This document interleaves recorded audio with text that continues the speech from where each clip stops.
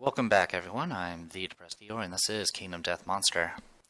Alright, so the Watcher. I got prepared. There's a few rules that are just really kind of not clear, but I'm just going to kind of wing it, much like I have done all the previous Watcher fights. As you can see, here's our team. We got Yugi. She is equipped with, instead of the scrap sword, she has the steel sword. We've had this for a long time. 1 speed, 4 accuracy, 5 strength, irreplaceable, slow, sharp. On a perfect hit, the edge sharpens, giving plus 1d10 for the rest of the attack. Sharp by itself also gives plus 1d10, so this potentially could allow her to do, let's see, was it plus 18 strength, which would be, she could pretty much have a chance of actually wounding it solo. I gave her one of the 2 founding stones we had available and a cat eye circlet. For the most part, she's going to be kind of support, kind of keeping an eye out for those trap cards. The Watcher has 2 trap cards in its hit location deck, so it's essentially a 1 in 10 chance that you might find it, and the odds could quickly go against you as you go through the hit locations. Nothing else of note from that. Drydacanthus as usual. Usual stats. Let's go ahead. Now we do have Shrine and War Paint, I believe. Yeah, or Battle Paint. So we got the Death Paint, so it's plus 2 survival, plus 1 insanity, and we get plus 1 armor to all locations. This is on top of the survival, the 4 departing survival that we get from that, and the 2 that we get from the Drydacanthus, 2 from the Rawhide. Pretty much she's going to max out pretty easily. So start with her, plus 1 insanity, and then I believe the max is what, 10 now or 9? 1, 2, 3, 4, 5, 6. 1, 2, 3, 4, 5, 6, 7, 8. Yeah, 10. So 2 for the Battle Paint, 2 from the Rawhide pieces, 2 from the Acanthus, and then the 4 departing. So yeah, maxes out. And then she's going to get 2 from all locations from the Rawhide, and then 1 from the Shrine. That pretty much takes care of her. Okay, Ringo. We are taking her out of retirement, essentially. She's not mechanically, she's not retired. It's just like retired when she got mastered.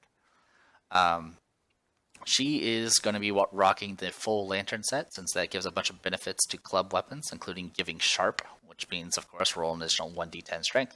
I gave her a Beacon Shield on top of all of that, so she is going to be rocking some stuff here. So let's take a look at armor sets. We've kind of gone over the Lantern armor multiple times already, but you feel invincible on arrival, gain survival up to the survival limit. The extra weight is great leverage. All clubs in your gear guard gain Sharp. So she has a club, Skullcap Hammer, standard stuff there. Got a Monster Grease. It's not boosted, unfortunately, but that's going to be how it is. She also has Kazotic, which means she has Kazotic, which means I'm actually going to go ahead and dump the last Endeavor I have to give her some Insanity so she can get the Kazotic benefit. So I need to give her... It's drums, right? Yeah, I think it's drums. Yep. So we'll drums her for plus 2 Insanity. We get plus 1 from the Battle Paint. So that will make her insane. She's also going to get another 3 from Arrival, which will be great. I'm probably going to go ahead and just take care of that. Oh, no, she's not going to get 3 from Arrival because she doesn't have the Antelope set anymore. Alright, so last Endeavor has been spent. And then besides that, she's just going to get straight to survival limit because that's part of the armor set. And the armor set, its bonus itself doesn't actually provide armor, as I've mentioned last time. So yeah, no benefits from that. But she gets 3 armor to all locations that have metal, or the metal keyword, as long as I have the connections, which I do.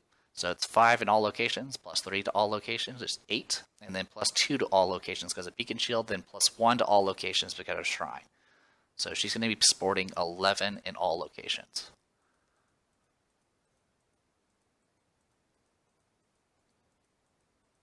She doesn't have any rerolls left, unfortunately, so if she gets any brain trauma, she'll die from that instead. Yuka. Same thing, brought her out of retirement. She is cursed, so she does have to wear the Regal Falds. Even though she's a sword master, I gave her the Muramasa, which is a katana, so it doesn't gain any of the benefits of her specialization. But she kind of was the best candidate for it because she has really high insanity. And essentially, Muramasa is, of course, 6 speed, 6 accuracy, 6 strength, sharp, sentient, frail, deadly 2, unique. And whenever I critical wound with it, I gain bleed tokens. So crazy stuff. It's two-handed.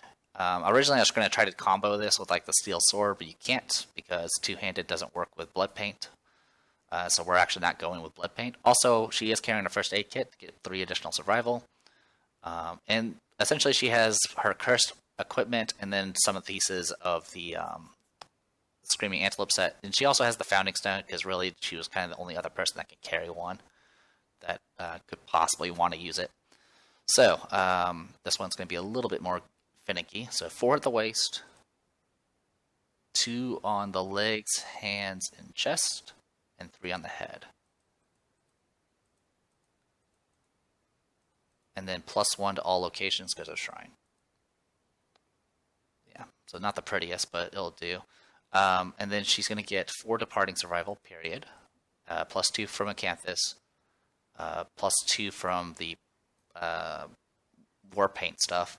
And then another 3 just from the first aid kit. So she's going to max out at 10.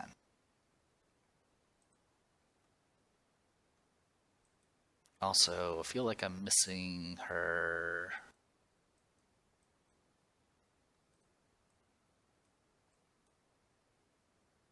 Yeah, it feels like I'm missing her disorders, it looks like. Yeah, she should be chaotic and have seizures. So let's go ahead and take care of that. We'll make a copy.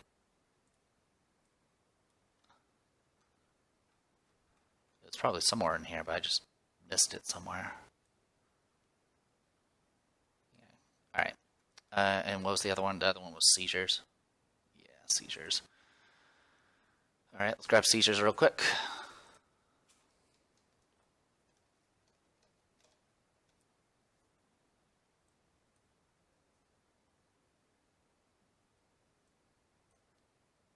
Don't mind the pile of gear there. I shuffled a bunch of gear, needless to say. Boop. And boop. So seizure makes it so if she ever takes damage to the head, she gets knocked down. Sucks, but not much I can do about it. Now, Ringo is going to depart. She does have Kazotic, so +1 survival and +1 strength token. So we'll go ahead and give Ringo a +1 strength token. Same for Yuka. She is Kazotic as well. Alright, and then last is Komachi, our Twilight Swordsman, or Swordswoman. She does have Tough and Rhythm Chaser. Oh, also, Ringo does have Rhythm Chaser, but it's safe to say all of her gear is practically heavy. But Komachi here will get +1 evasion for now. Probably won't last. She's going to get 3 armor from all locations because of leather, and then the leather set itself is going to give her immunity to bash and +1 to all locations. So that's 4. The shield's going to give 1 to all locations. That's 5, and Shrine will bring it up to 6. So she's going to have 6 in all locations. She's of course got the Twilight Sword, which I'm going to have to pull up real quick. Specializations. Twilight Sword. Alright, so it's no longer cumbersome. When attacking with the Twilight Sword, I ignore slow and gain +2 speed on it, so it now has 3 speed, and it has deadly. During the Watcher fight, it has Devastating 2, which means every time it wounds, it will do 3 wounds instead of just 1. Its accuracy is 9 minus proficiency level. Komachi currently has 1, 2, 3, 4, 5, 6, so the accuracy of this weapon is now 3. And she has accuracy 1 as a stat, so she hits on 2s with it. She technically hits on 1s if she's in the blind spot, but there's no point in going in the blind spot for her. She does still have a reroll. Yuka does not, Ringo does not, Yugi does not. So here goes nothing.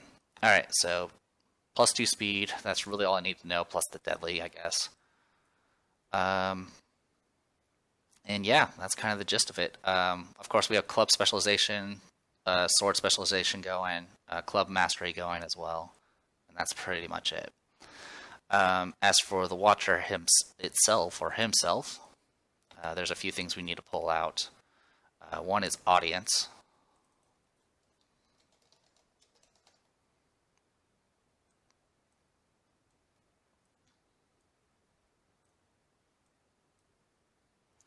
Terrified survivors spectate the battle in silence. Embolden if are less than four, there's the Embolden ability. If there are less than 4 non-retinue survivors on the showdown board, a survivor from the settlement may depart and enter the showdown. Place them in any unoccupied space along the board edge. This is what I'm really confused about, because do they have their own gear grid, or do they just take the gear grid of who they're replacing? I don't really know. I have no clue. And I could not find any clarification. Vapor of Nothingness. Anytime it collides with anyone, it's going to do 1 brain damage and 1 damage to the head that ignores armor points. So essentially, if this thing rams you twice, you're going to suffer a head injury. Definitely do not want to get rammed by this thing.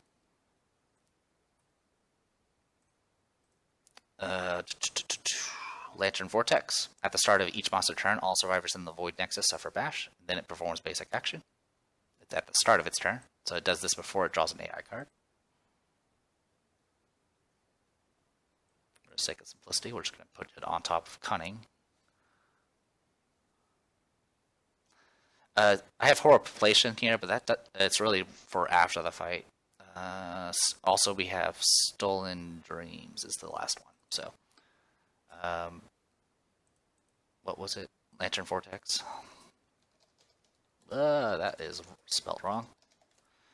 Vortex. I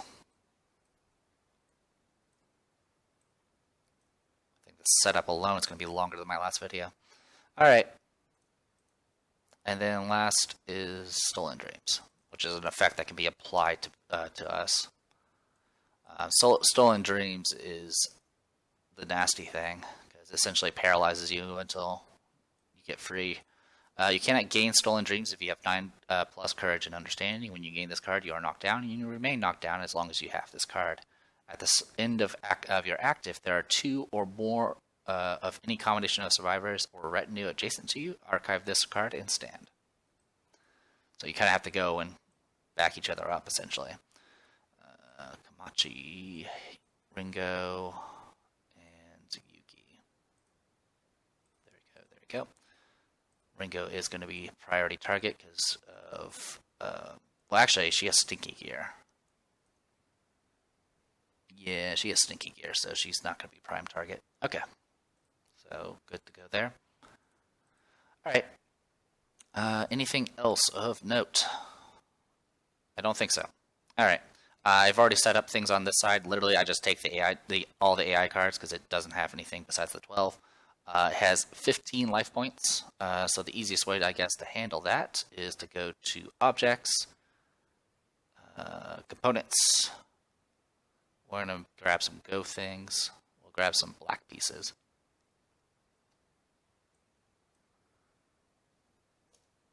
Correction, we'll grab some white pieces. They're easier to see. Alright, so copy. 1, 2, 3, 4, 5, 6, 7, 8, 9, 10, 11, 12, 13, 14, 15. So 1, 2, 3, 4, 5. 1, 2, 3, 4, 5. 1, 2, 3, 4, 5. Okay, perfect. So we got that. And then we need to get set up on the board. As for the flavor text, let's reveal the picture, because I don't think we've seen the picture. So, Watcher, we don't need any of this anymore. Story event. Showdown, Watcher, image. So there's his image. Yep. Seems legit. The setup is kind of similar to what it's on the book, but essentially it's going to be this little square around it. We're not going to get any terrain things unless we have an item that says otherwise, which we do. And that is about it. So yeah, we get dried acanthus, or we get acanthus plants. I'm just going to put them in the corners. I don't need them. We're not going to have time for it. Alright, so as for positioning, it goes down 4, and then goes out 4, like this. Okay, I think I got it. Like that.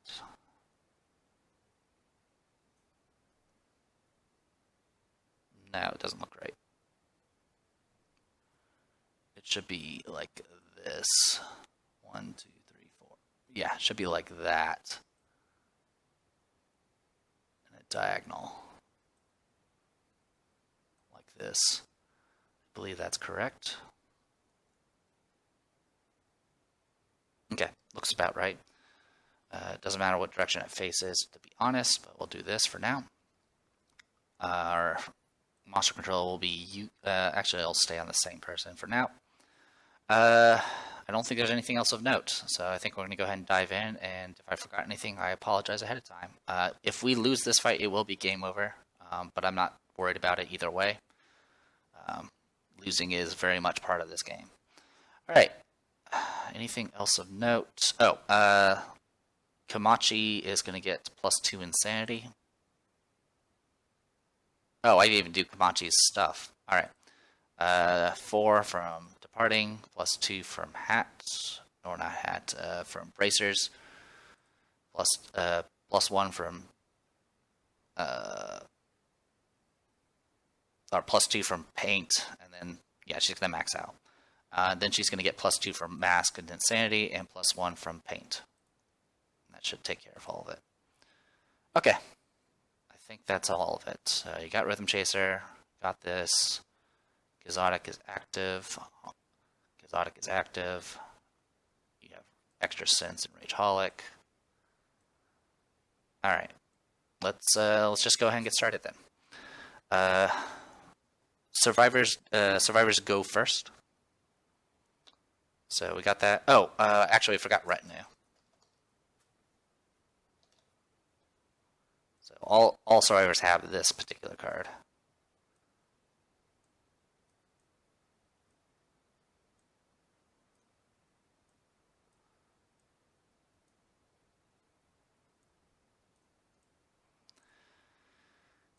So here it is. You may summon Retinue, March, Double March, and Coordinate Attack. Coordinate Attack, when a survivor attacks, add +6 to the wound attempt total for each Retinue adjacent to them. Full rules for Retinue can be found in the Watcher Showdown story event. So I have that in front of me. A Retinue represents a settlement uniting together. Each Retinue occupies 9 spaces, as shown, and is made up of 9 unused survivor miniatures. A Retinue cannot attack monsters directly and instead lends its strength to other survivors. A Retinue is treated as a single large survivor and moves as a cohesive unit on the showdown board. Retinue does not count as a threat and cannot directly be picked or selected as a target. Only monster collision and attacks that apply to all survivors can affect a Retinue. Retinue has no attributes and cannot be knocked down, suffer knockback, or gain status cards. For the purpose of survivor collision, treat Retinue as impassable terrain. Retinues, if they ever suffer damage, including brain damage or collision with a monster, you roll 1d10 on a 4+, the Retinue is destroyed. A Retinue is also destroyed if a monster ends its movement on top of it, essentially on top of any part of it. When a Retinue is destroyed, remove it from the showdown board and the settlement suffers -4 population. The loss cannot kill the other survivors currently in the showdown. So technically, you can keep summoning Retinues and losing population even if you don't have any population technically left. Essentially, if you ever go to 0 or negative, at the end of the fight, you will lose, because you'll have nothing left.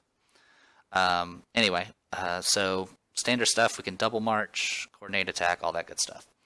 Alright, we go first, and we definitely need to go first. We definitely need to take advantage of this. Let's go ahead and shuffle this, and one more. Okay, so we got this going. So first things first, I'm going to go ahead and call in a Retinue with Yuki. I had some issues trying to keep up with this before, so I'm going to try to be a little bit better. So first of all, it's 3x3. So I'm going to do this, and I'm going to tinge it a color. We'll tinge it red, and we'll tinge you red. There we go. So now I know that retinue is attached to her. All right, so summon retinue once per act. A survivor without a retinue may place a retinue in any in an unoccupied space along any board edge and move it up to, and move it up to 5 spaces. So there you go. Boop. And then what I can do with Yugi is I can go ahead and use her first act to Cat Eye Circlet. So I'll take a look at the top 3 cards. Okay. May perform Bolden. Attacker gains 3. Okay. Cool. Okay. So I'll actually keep it in this order.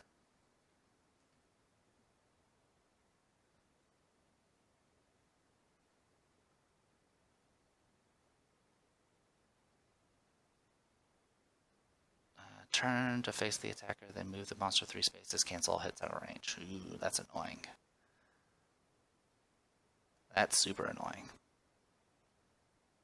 The good news is there's multiple first strikes, so I get to pick, I guess.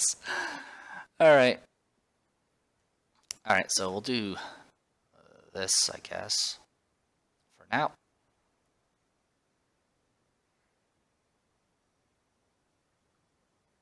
I mean, it's either I could throw the Founding Stone now. What's Yugi's stats, by the way? 3 and 3? Okay, cool. Alright, so what I'm going to do with Yugi is I'm going to roll to see if to do the Surge. Oh, actually, I have a better way. I have a better way of doing this. Okay, so this is the order I'll do. I'll keep it in this particular order.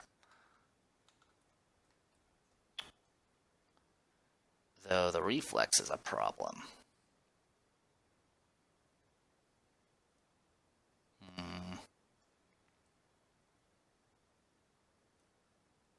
Yeah, that reflex is a problem. Who else has, like, single... Yeah, a lot of people don't have single... Okay. Alright.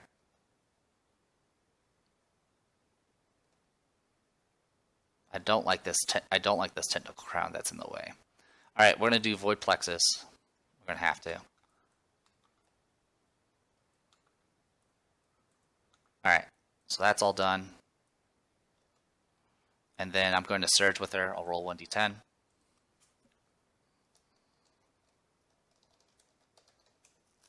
Don't keep the point. I'm throwing the Founding Stone. I know what the top card is already, so it is going to be an auto crit. And then she's going to get a Violent Spasm. The light pattern makes your eyes cross. Attacker gains 1d10 insanity. You may perform a Bolden. We have 4 survivors out already, so it's not going to be. It doesn't do anything. Also, by the way, it has 12 basic cards. Infinite movement. Toughness is equal to Lantern Year, which is 22. If we had records, it would increase by another 2. We don't. And it has 15 life points, and now it lost 1. Alright, so it's down to 14. Okay. That's all taken care of. You do not, when it's life points, you do not remove any of the AI cards. Alright, I do get 1d10 insanity for Yugi, so I will. That was 6, so it goes up to 8. And then for her movements, she's just going to go 1, 2, 3.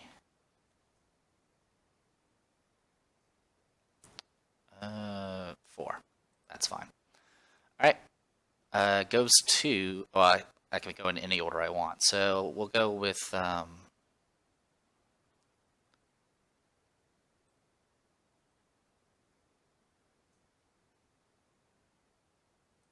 going to go for Komachi next. Komachi will go ahead and dash because she needs to get in range. With 9 strength plus her current strength of 4 on top of the 6 strength that we get from coordinated attack, she should be able to wound just with her raw strength. because that will give her, wait, so 9 plus 4 is 13, plus 6 is 19, so technically she can fail the wound in other ways as well. Okay, well that's fine. So what I'm going to do first with Komachi is I'm going to dash, because I need to. 1, 2, 3, 4, 5, and then regular movement, 1, 2, 3, 4, 5, like this. And then she's going to attack.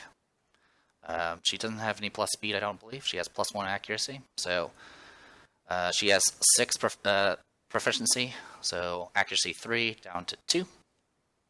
So she hits on 2s. 3 attacks because of the plus 2 speed. So let's see what we get. Okay, 3 hits. Okay. All right. So I have to go for the first. I have to go for the first strikes first. So I'm gonna do that first. We'll go for void. I have to pick one of the first strikes. I'll pick void folds. So 1d10 plus 9 from Twilight Sword plus 4 strength plus and then plus 6 from retinue. 27 is a wound, and I do have devastating 2, so it's going to do 3 damage. 1, 2, 3. And that was a Void Folds. Now I have to do Tentacle Crown.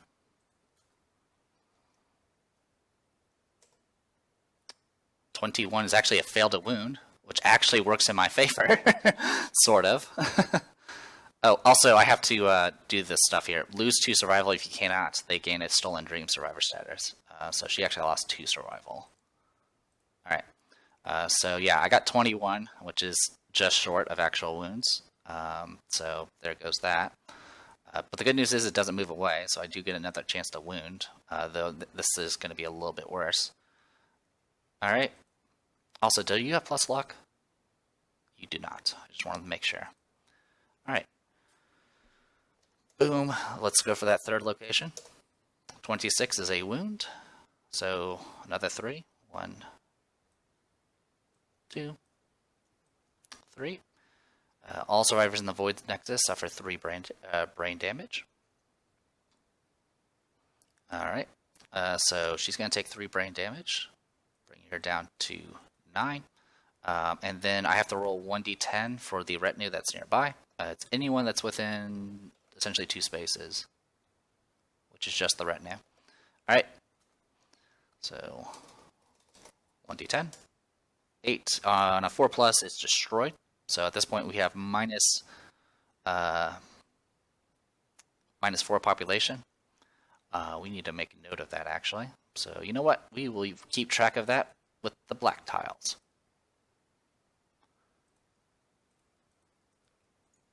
There we go. I'll put those over here.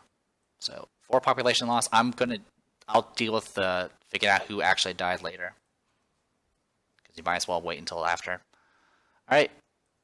So that is down. So this retinue is now gone. I'm just going to keep it on board just because I'm going to summon another one. We'll do green, save changes. Then green, save changes. And Yuki here has no color.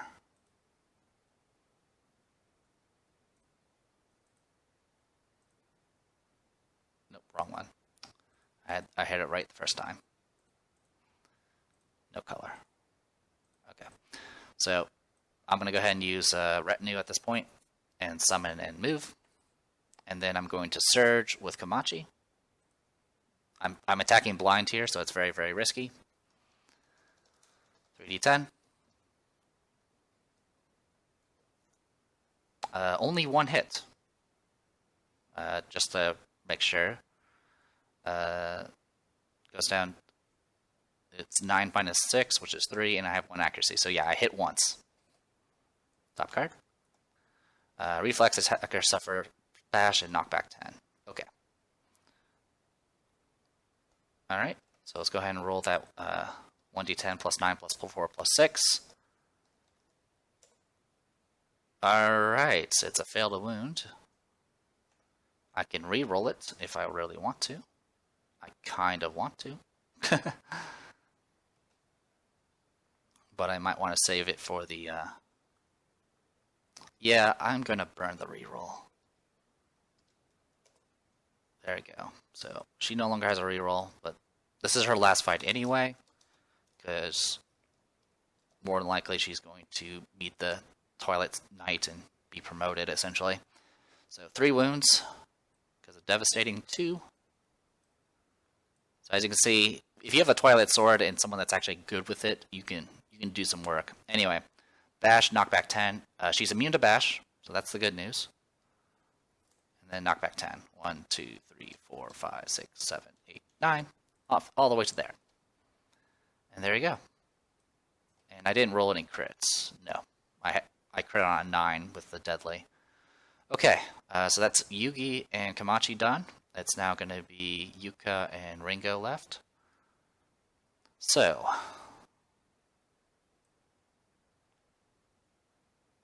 not sure what's left here.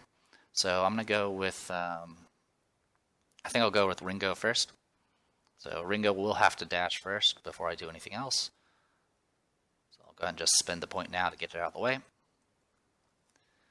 go 1, 2, 3, 4, 5, 6. Oh, that is not the right person. Ringo's over here. 1, 2, 3, 4, 5. 1, 2, 3, 4, 5. All right.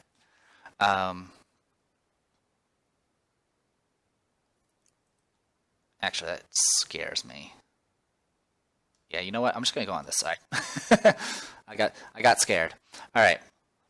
Yeah, with 10 movement, I can kind of get almost wherever I want. All right. So, quick question is, how strong is she? 3 strength plus 5 brings it up to 8, plus 1 strength token brings it up to 9. So I have 9 strength. Retinue brings it up to 15. So I wound on 7s, and then I have sharp.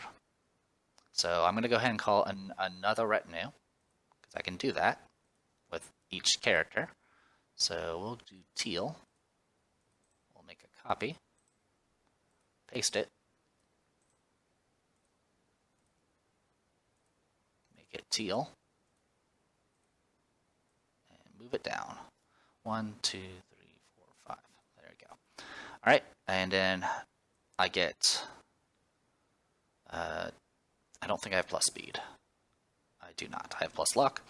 All right. So 2 speed. My accuracy is 0.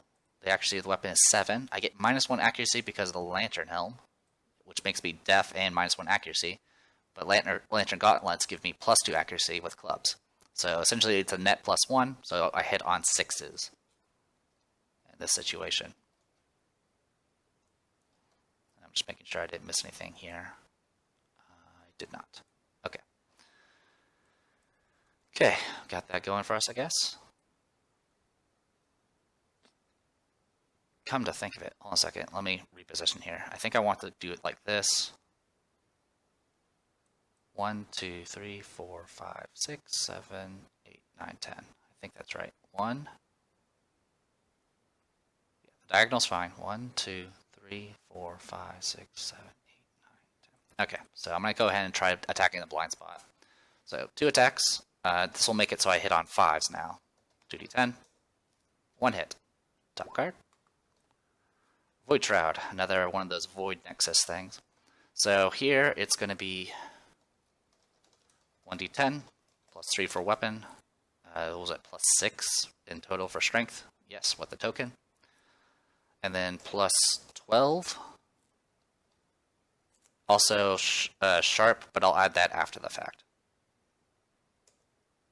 Alright, I didn't need the sharp, so it is a wound. Bring it down to 4. Everyone around it's going to take 3 brain damage, including the 2 retinues. So I'll roll for the retinues. I'll do green first.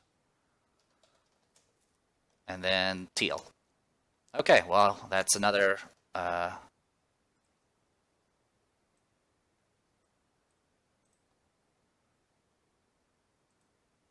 You know what? I'll just do divisible by 4.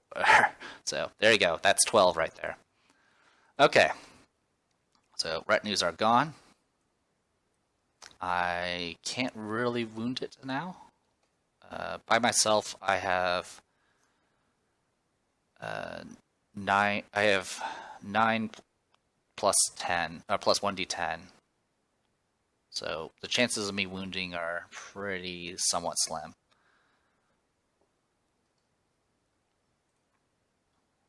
Which is a little unfortunate. Alright, and then last is Yuka. Yuka, I will go ahead and call in another retinue.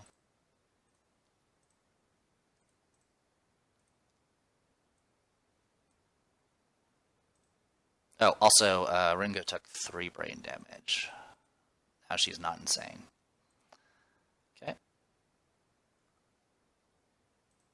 Alright, so we'll do purple.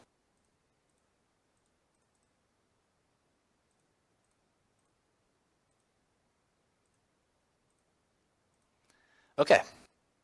Chances are I may hit a trap card. I don't know what's on the top, unfortunately.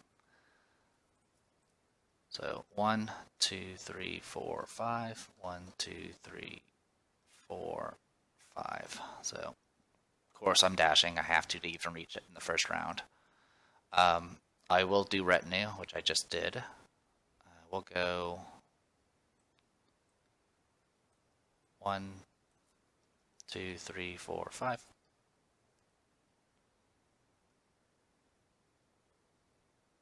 Yep. So I'll put that in range. I'm gonna go ahead and try to attack with the katana. So I have 6 speed with the katana. Accuracy 6 goes down to 5 because I have 1 accuracy. So 6 attacks hitting on 5s. I'm gonna hit a trap card. If I hit both trap cards, she's gonna die, by the way. Only 2 hits. Only 2 hits. Okay. Top card, top card. And I hit whiteout, or I hit blackout. If blackout and whiteout are drawn during the same attack, the attacker suffers head explosion. Severe head injury. This attack cannot be avoided in any way after places the watcher in the center of the showdown board. Otherwise, all survivors are doomed. Perform basic action. Target the attacker. All survivors in the watcher's facing suffer bash and knockback 10. Okay, so perform basic action against that. So for the survivor, well, it's targeting the attacker. 4 speed, 2 accuracy, 5 damage each, and then of course I get knockback 10 after the fact. Alright, so let's go ahead and get started. So 4d10.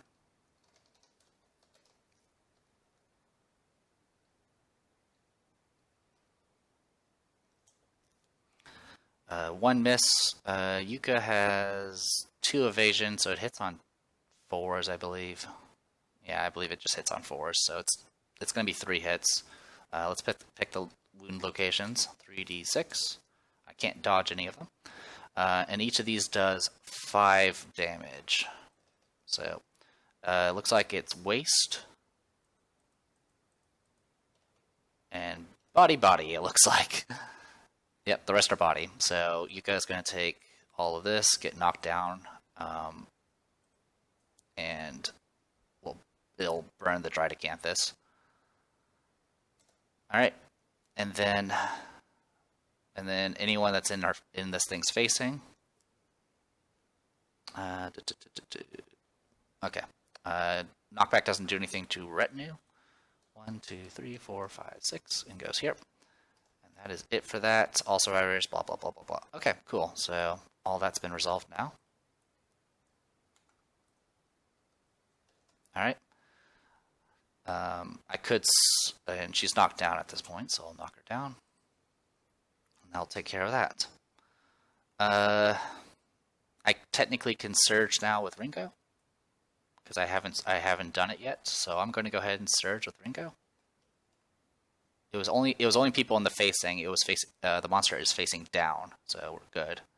I'm just going to check that just to make sure I didn't break that, because that being knockback 10 would pretty much prevent anyone from attacking. Monsters, watcher, hit locations.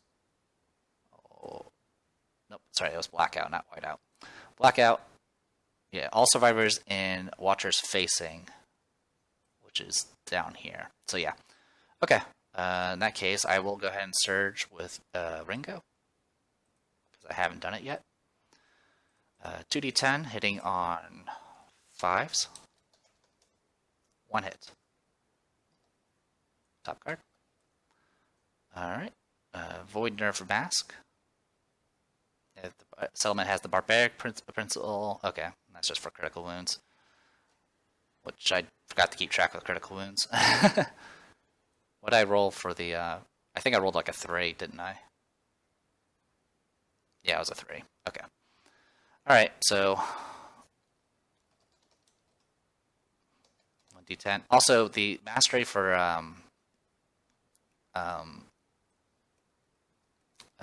clubs is essentially if you do double toughness worth of damage, it does 2 damage instead, or just 2 wounds instead of just 1.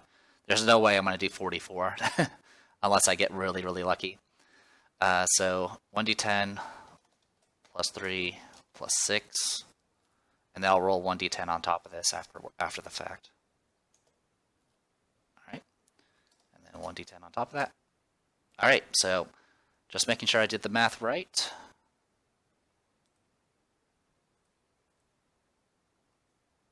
Six strength, clubs provide 3. So that is, yeah, so 9, 6, 15, and then I rolled sharp, which does additional 1d10. So total of 23. That is a wound to that location. So I didn't fail, so no one's going to take any damage. All right, it's down to 3 wounds left. I've only lost 12 population so far. All right, and with all that said and done, it's going to be the monster's turn. I'm just going to confirm that I'm doing sharp correctly, because that was the first time I've used it. Or had to use it, rather. Roll 1d10 and strength to each wound attempt. This d10 is not a wound roll, can't crit. Okay, good to know. It means just the extra d10 rolls will not crit. The initial one can. All right. All right. It's down to this. Top card. Our monster controller right now is Komachi. Vomit Lanterns, random survivor and field of view. No target absorb. Move and attack target. Oh, wait. Before we draw, I forgot. I need to do Lantern Vortex. At the start of each monster turn, all survivors in the Void Nexus suffer Bash. So there's Bash. And that's it. Okay, so we got that taken care of. And then we have to do basic action for the survivor, which is Komachi.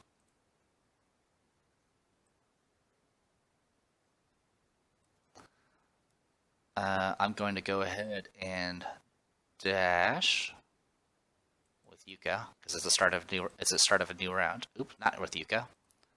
I will dash with Yuki.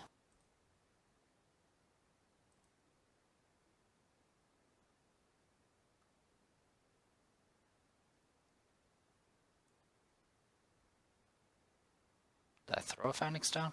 Oh yeah, I did.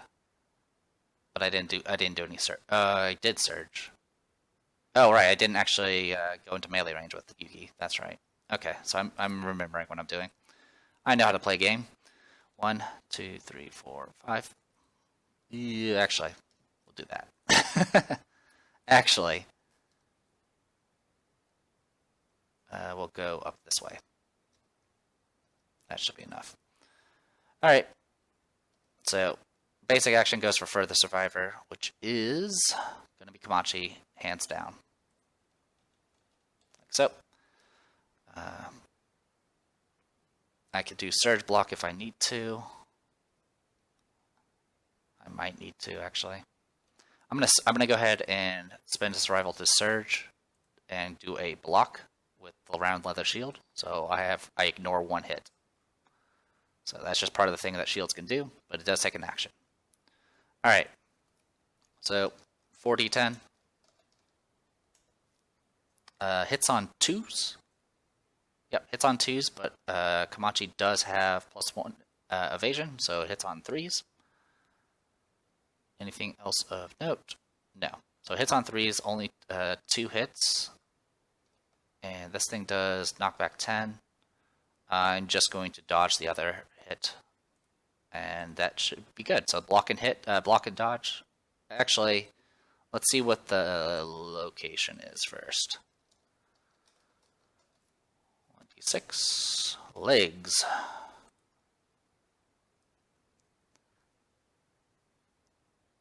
I will go ahead and take that damage to the legs. For this slim chance that I might get attacked again. Alright, and then it does vomit lanterns. Random survivor and field of view.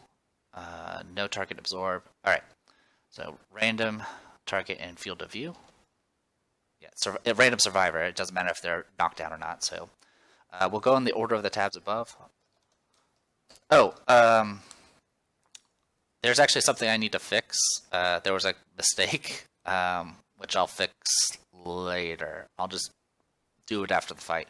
Essentially, I think I've already fixed it, actually. Back when someone was supposed to die because of Haunted, for some reason I had Nidory die when it should have been Sine, because that's who I rolled, as far as the random person. So that's been fixed. Hopefully someone, hopefully you're aware of it. I know someone in the comments mentioned it, so I wanted to make sure that it was mentioned that it was fixed. But yeah, all right. Anyway, so not 40-10, 1d4, tabs above, Yuki, Ringo, Yuka, Kamachi. Kamachi. Okay, same place. All right, 3 attacks, accuracy 2. And then it will stand on top of you, because it's a jerk. Alright, I can't block. So 3d10. 3 hits, it looks like. 3d6.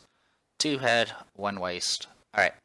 I haven't used the dodge yet, because I chose to not dodge.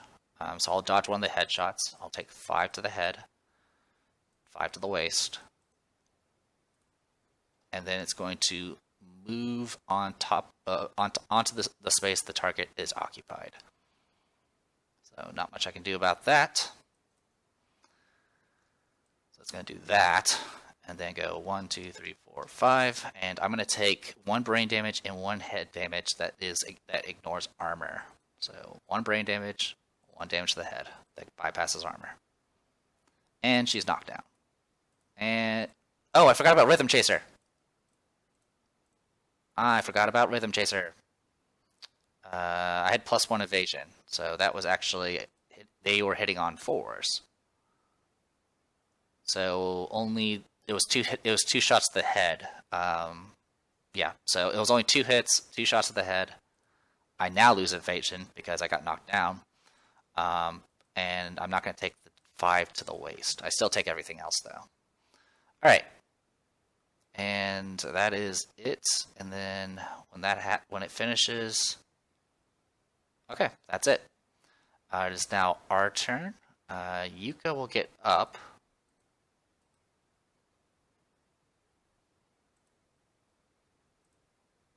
Yeah, Yuka will get back up. Everyone else is still down because it happened during the monster turn. Oh, also, since Kamachi got targeted twice, she actually gets 2 insanity because she was the monster controller. So I forgot about that. Alright. Goes to all this nonsense. Okay, so first things first. I'm going to go ahead and spend a survival with Yuki. I'll roll if I see if I keep the point. I do not. And get Kamachi back up.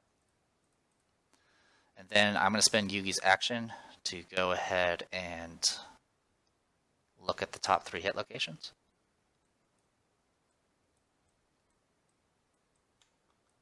Okay, there's whiteout. That's a problem, actually.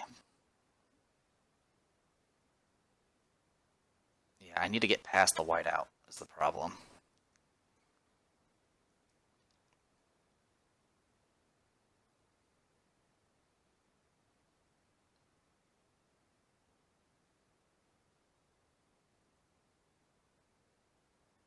Okay.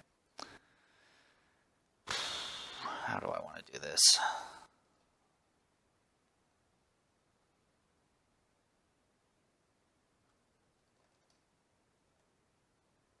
Move the watcher to the center of the board, turn to face the attacker, intimidate the attacker to suffer or knock down and gain the stolen dream survivor. That's going to be a problem too.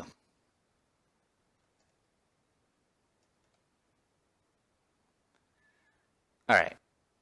I think I'm going to keep.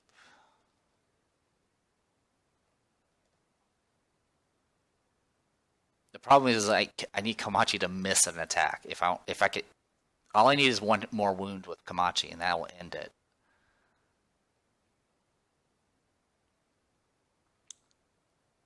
Problem. Well, the other option is I attack with a round leather shield, but that's not going to really help me.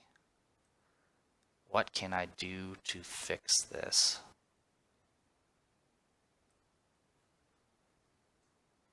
Alright, this is what we'll do.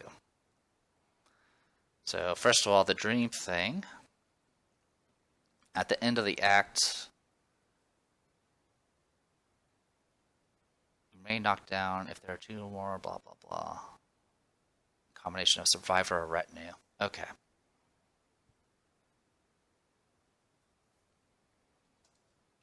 And this thing does what? This, and that?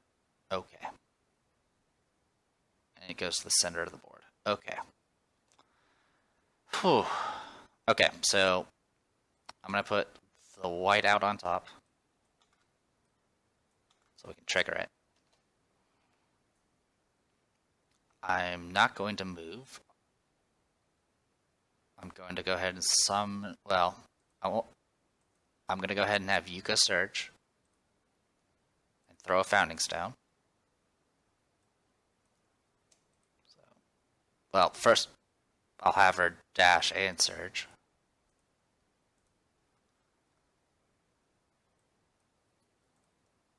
So she can go 1, 2, 3, 4. I can't quite get there, can I? Movement 5, yep. Tell you what, move. So she'll dash, she'll surge, and she'll shout up Ringo all in one go. It's still Yugi's turn, which is why I have to do it this way.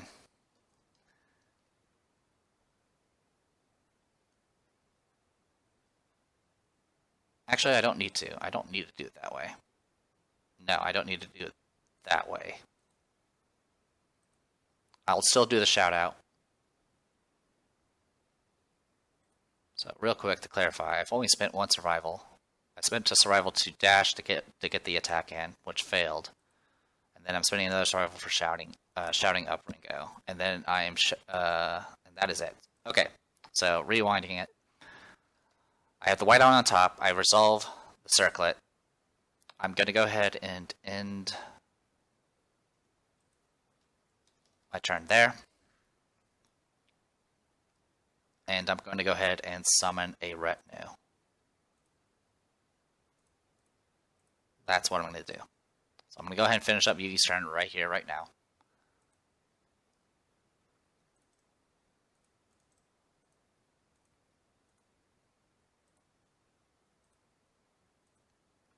Yeah, this fight can be confusing, to say the least.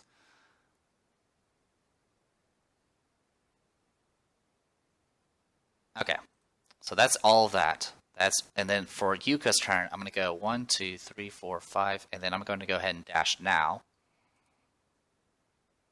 Okay, I understand what I was trying to do, but I can't do it. There's just no way I can get the math to work.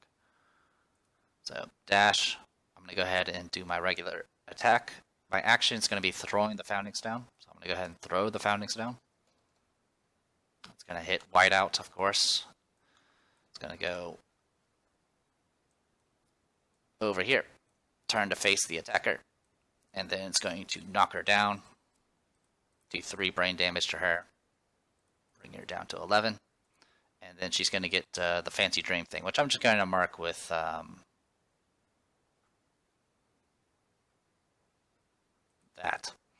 Alright, so right now I did all of that.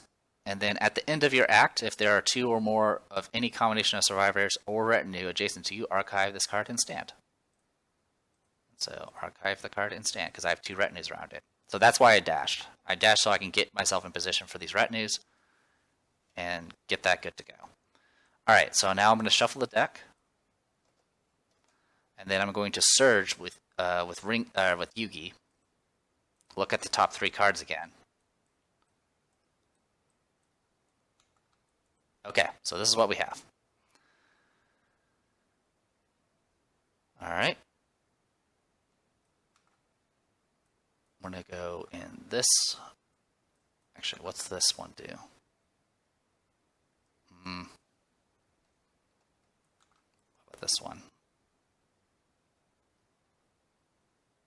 Yeah, I think I'm going to go that combo. We'll go that combination. It's really kind of all I can do. Alright. And this is what we'll do. I haven't surged with Yuka yet, so I'm going to surge with Yuka now. Because I moved, dashed, and acted with her, then went through all the trap card nonsense. So now I'm going to attack with her. 6 attacks, hitting on 5s. Alright, that is 4 hits. 1, 2, 3, 4. And just to confirm, Yuka has +1 accuracy, so yeah, she does hit 4 times. Katana is 6 strength. Yuka is 5 + 1, so 12 strength in total. So roll 1d10 plus 6 plus 6, and then I'm going to be doing an additional, and then plus 12 from the nearby retinues, because there are a lot of them. Also 1d10 on top of that because they're sharp, but I'm not going to worry about that. Yeah, at the end of your act, if there are 2 or more, yeah, okay. That technically works because I just ended my act. So, I have to pick a location. Move on to the... Nope, don't want that to happen. Alright, so we'll go for the Void Nerve Mask first. Alright, 30, so that does definitely wounds. It wasn't a failure, so we're good on that front. I'm going to go for Nerve Ring next. Alright, so this thing is, Yuka has no plus luck, but this thing is deadly 2. So that means it crits, essentially it counts as +2 luck. So instead, I go from critting on 10s to 9s and 8s. So I crit on an 8. Whenever you critically wound with this weapon, you gain 2 bleed tokens, so you can gain some bleed. Alright. And this was on the Void Nerve Ring, which means I don't suffer the wound reaction. And then attacker gains +1 survival, and we can embolden. So I'm going to go ahead and just get the +1 survival. We don't need the embolden. And then the last one I'm going to do is the Void Tentacles.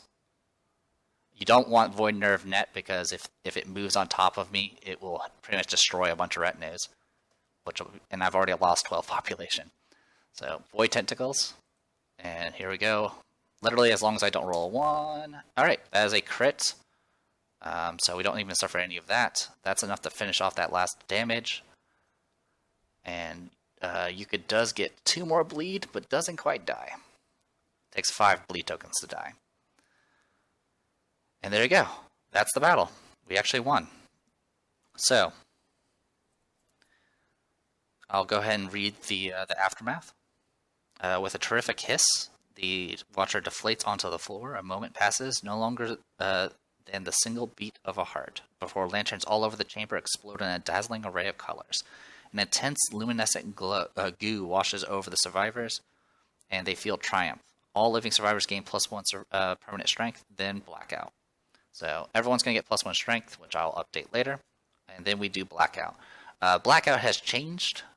Originally, that was pretty much the quote-unquote ending from the 1.0 version.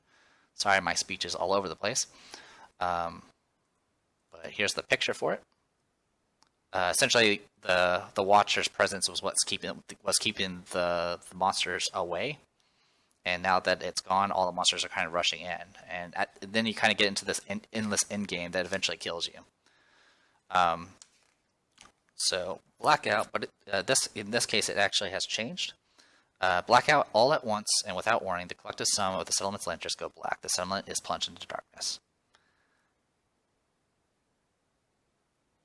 Life at the bottom. The survivor's victory over the Watcher is a meaningless event in the teeming world around it. The settlement's conviction is shaken. Lose the ultimate weapon or final fighting art. So we lose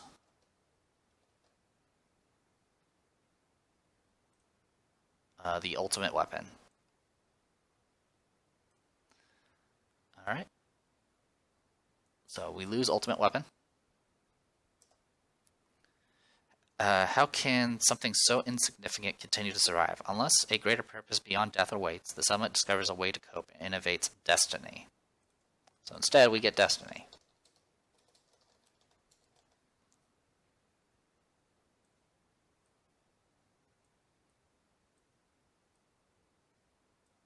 So we get our survival limit back that we just lost from losing ultimate weapon. The settlement's future is unavoidable. All survivors gain the Endure survival action. Endure, you may spend 7 survival minus your luck to ignore a severe injury before you roll a result. So for most people, it's going to be 7. So with a bunch of survival, you can survive a hit, essentially. Unfortunately, and the new sheets usually include a spot for Endure. Unfortunately, they never updated the digital version. But yeah, so we get the last survival action, which is Endure. Alright, and then Life in Darkness. The Watcher's Tangled Lantern Mass is extinguished. Archive the Lantern Horde settlement location and gain the Exhausted Lantern Horde settlement location. The settlement can no longer innovate. So we can't innovate anymore. Bye-bye, Lantern Horde.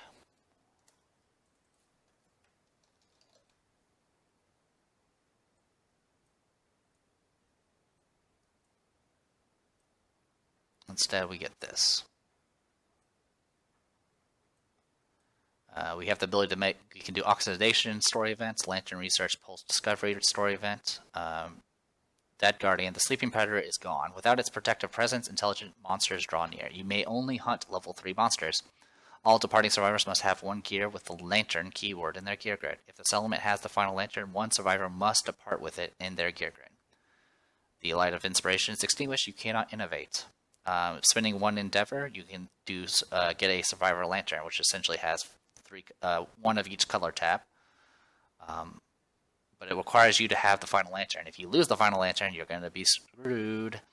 And then you can descend in this, and you can also spend an endeavor to investigate the chamber that the Watcher was in. You descend into the spherical chamber beneath the Lantern Horde. The air inside is poison. You hold your breath.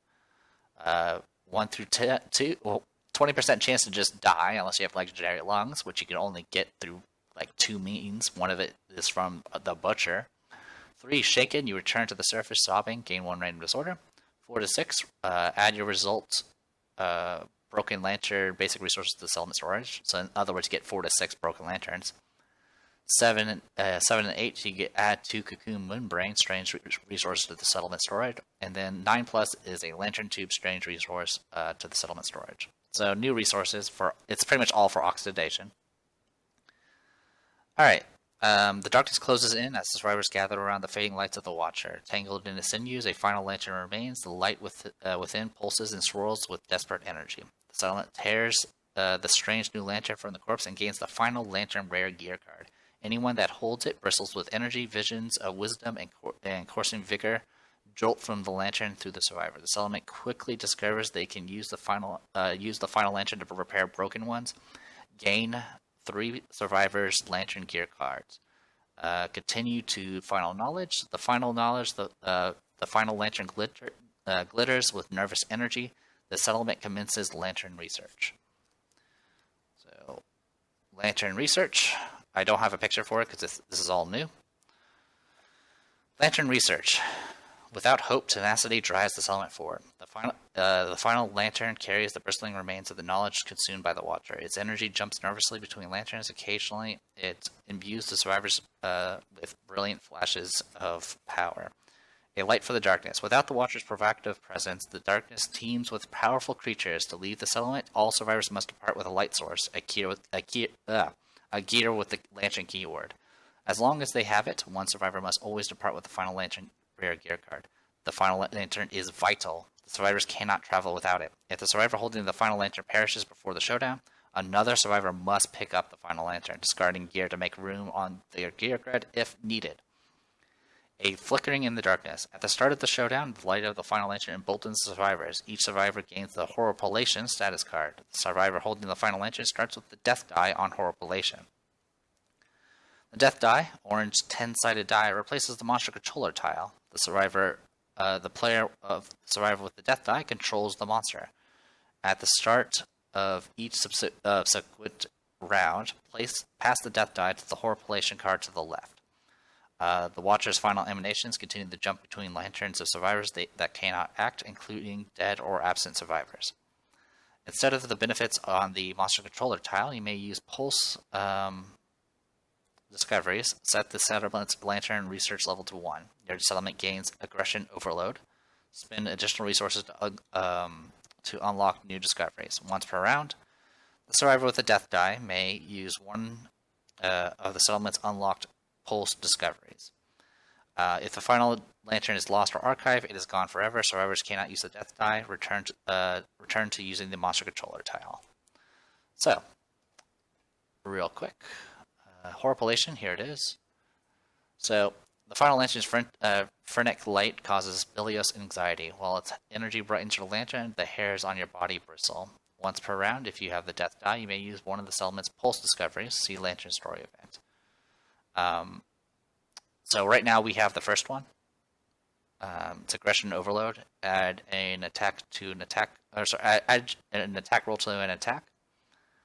So essentially, you get another attack. During your attack, after making your attack rolls before drawing hit locations, you may roll the death die as an additional attack roll. And once per lantern year, we can spend 2 bone, 2 hide, and 2 organ to research. If you do, gain the next level of lantern research and record it on your settlement record sheet. As you can see, each of these things does a different thing. Level 2 gives you an additional 1d10 movement. Level 3 gives you an additional 1d10 strength for a wound attempt. Level 4 gives you, when you gain the death die, you stand, and while you have the death die, you can't be knocked down. And then level 5 is you gain 1d10 times 2 survival. Ignore your permanent injuries and impairments. You die at the end of the round. As for the names, the first level 1 is aggression overload, which is what they talked about earlier. Level 2 is acceleration. Level 3 is uninhibited rage. Level 4 is legs locked. And level 5 is metabolic surrender. And so that's what we have. And then we could supposedly be you use Pulse discoveries, the death die,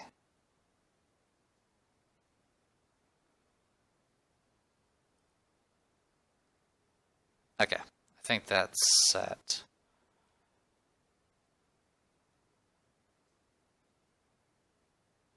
Okay, I think that's all straightforward. All right. So that's the gist of it.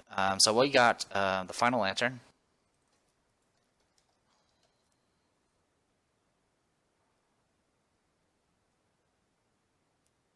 So we get a final lantern.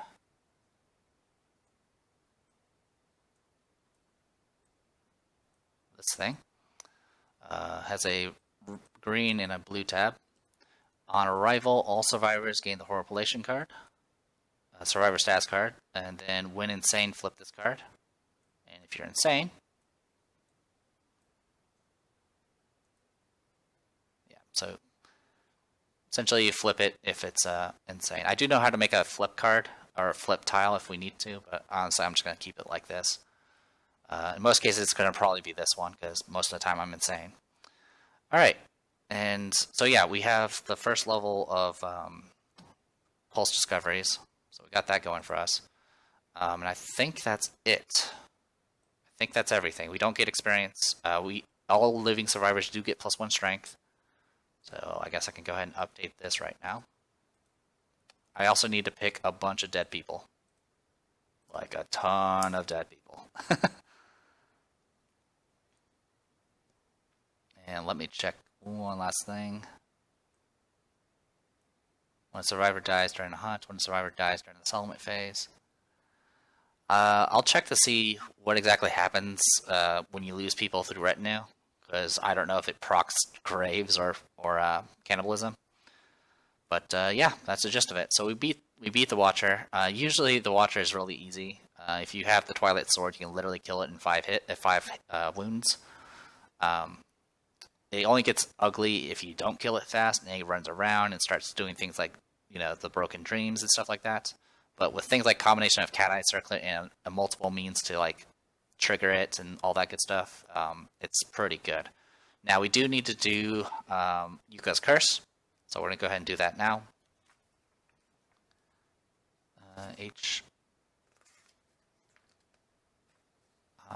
Okay, it needs to go this way. King's Step, King's Curse. I need to roll a hit location and reroll duplicates. I have Waste right now, I believe. Head. Your skull erupts from inside your head. Yeah, we've read this one before. Alright, so I need to get a random disorder. Traumatized. Whenever you end your act adjacent to a monster, you are knocked out. Your experiences have left you shaken and paralyzed with fear. Alright, traumatized. Got it. There's traumatized.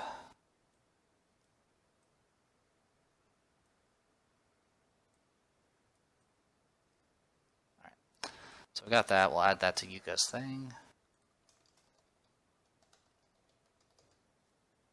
And as far as I can tell from the Watcher, they don't get any, no other rewards, so no experience.